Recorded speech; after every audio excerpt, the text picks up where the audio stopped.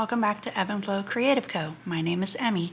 Today we will be making pattern brushes on Procreate.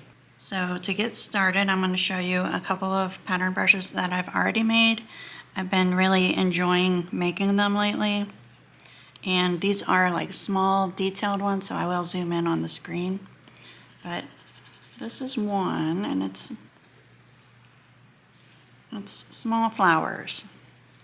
And these are just meant to be little subtle accents on stuff. All right, here's one it's sprinkles, like for like a cupcake or something.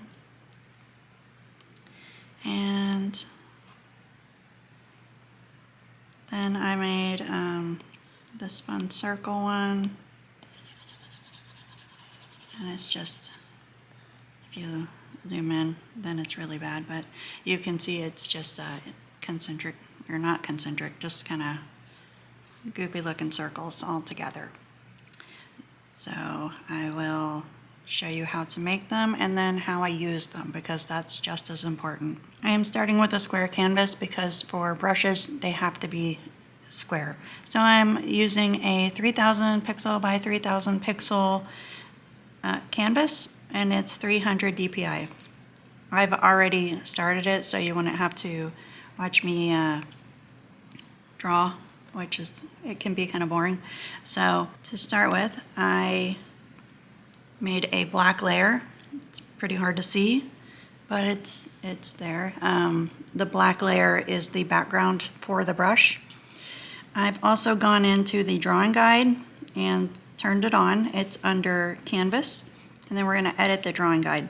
On here, we want to change the color to the hot pink. It is by default on like a dark blue, and you cannot see that on the black background. So we're going to change that to hot pink. We're going to change the opacity to max, the thickness to max, and the grid size to max. And the reason why we're doing that is so that we can see the center. We're not using assisted drawing or anything like that. We're just using the grid to know where to align stuff. So from there, we're going to make a new layer and draw our whatever we're using for our pattern on the next layer in white. And I've already done that to get started with. And I start with a kind of diamond shape along the grid at first to get started. And these are just really simple little white dots, but they will make a really fun pattern for a pattern brush. All right, from here, we are going to group these, and we just drag them both to the right to group them. And we're going to collapse that group, and we're going to duplicate it. That first group we are going to leave as it is, and we're going to hide it so we can't see it. And it's just in case we mess up, we can come back to it. That second group we are going to flatten. Then we are going to duplicate it 3 more times so that we have 4 in total. So this is where it can get tricky. This is where people have problems.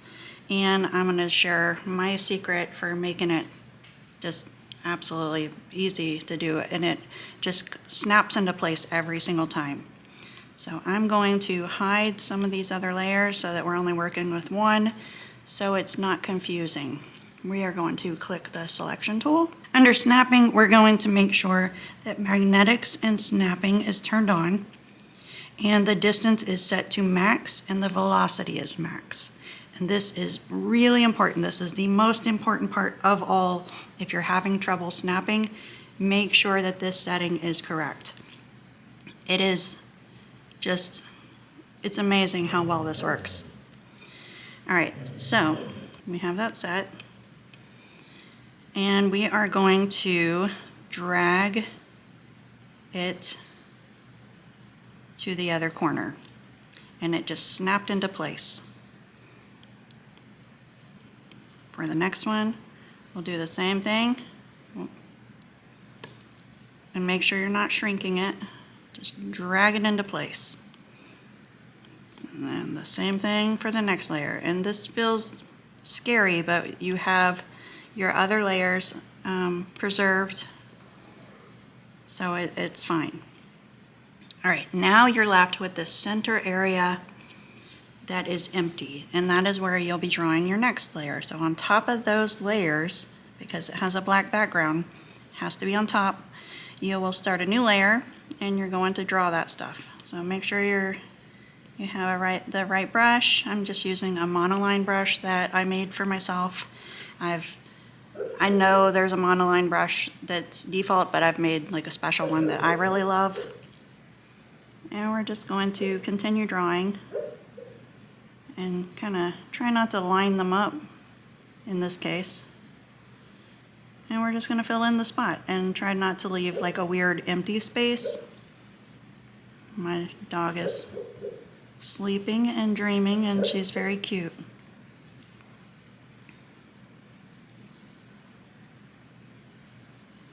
So if you can hear a little whimpering, it's because she's sleeping.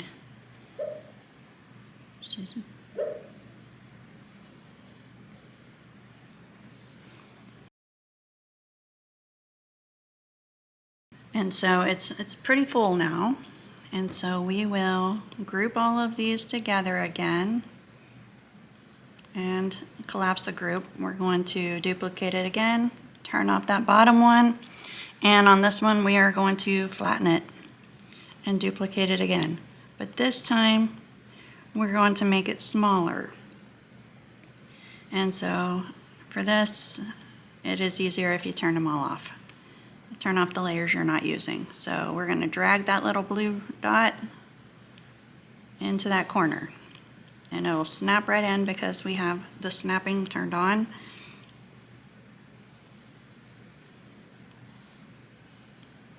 And we're just going to keep turning the layers back on and dragging them into that corner. And they just kind of snap into place. And now we have our pattern. So with this, what we will do is we're going to go into Add, and then we're going to copy the canvas. And from here, we're going to make a new brush. So I will just put it in an untitled set for now. And we're going to hit the square to create a new brush. Now, if you've never made a brush, it's not as scary as it seems. So we're going to leave that first one alone. We will go into shape and we will change that. Well, let's change the grain first because that's the part where we are changing it. So let's go back so I can show you. So in grain, we're going to hit edit at the top. And this takes you to the screen to add. We're going to hit import and we're going to hit paste. And we're going to make sure we hit that check mark. Now over here, we're going to change it from moving to texturized. And what that does is it keeps it in one place. So if you pick up your brush, it doesn't start a new pattern that doesn't align. You can pick up your brush 100 times, you can come back to it, and it's in this exact same place, which is my preference personally. But if you want it to be wonky and varied, you can leave it on moving. This is where you change the size of the brush. You will change the scale. And you don't want it too big because unless you've used a bigger canvas, but just keep your canvas size in mind. So I used a 3000 by 3000 pixel size, and I can go decently big, but I made this to be kind of small. All right, on shape, we are going to go into edit and import, and we are going to go to the source library. And these are images that they already have in there. To use and make your own brushes. I'm going to go to the medium, the soft, round, medium shape. And what that does is it's going to make it, if you change colors, they just kind of blend together when you're using the pattern, which looks more natural to me. So we are going to click off of that and hit that check button. And you can't really see the difference in right now, but that is what it does. All right, the next thing, we're going to go into the Apple Pencil, and we are going to change the opacity to none. And what that does, we went on 0, is by default, Procreate already makes it to where the brushes have opacity, and I don't always like it to change in opacity. I want it to be a solid pattern. I don't want it to be wimpy. So I always change it. And we are going to test it. So just to keep things nice and neat, we're going to group that and minimize it and turn off the layer. And now we're going to make a new layer. And we are going to test it with a nice bright color. So here you can see the dots. So if that is too small, the changing over here, it doesn't change the size. All that does is change how much is showing when you color. So if you set it to real small, it's itty bitty. Like you can barely even see that, I think. So yeah, you will have to go into the brush setting and change that and it's in the grain under scale. You will have to change it there. So just keep that in mind if you get it and it's tiny, tiny, tiny. You can also duplicate it and have 2 different sizes.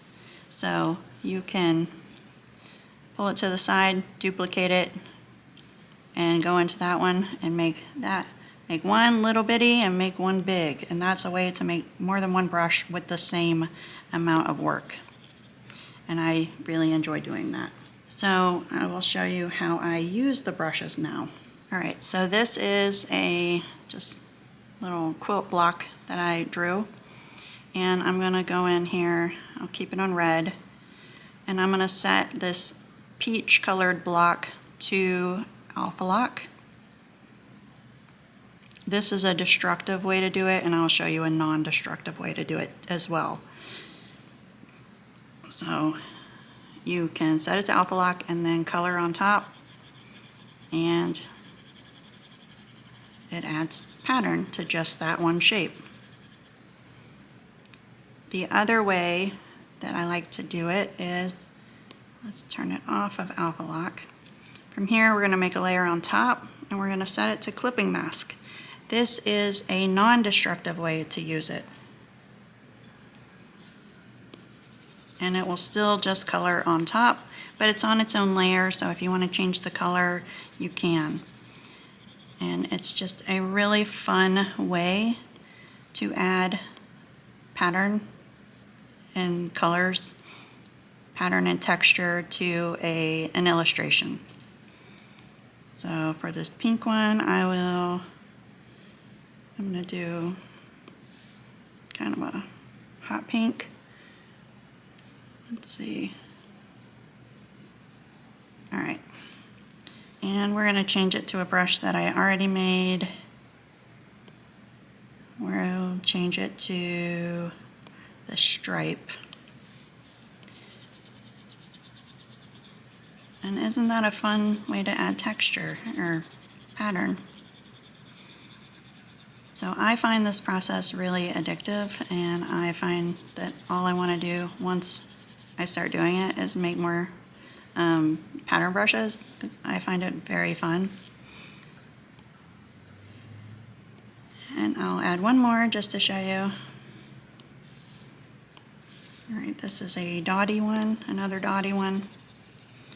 So you might not be illustrating quilt blocks, but you might be illustrating a person and you want to add a stripy t-shirt, and this is an easy way to do it. Or you might do a vase and you want it to be a patterned vase, so then you can color in the pattern or color in the background to add kind of like a wallpaper technique in the background. You could do stars and do it for a sky. There's a million ways you can use pattern brushes. So I hope you enjoyed this video. Thank you so much. Bye.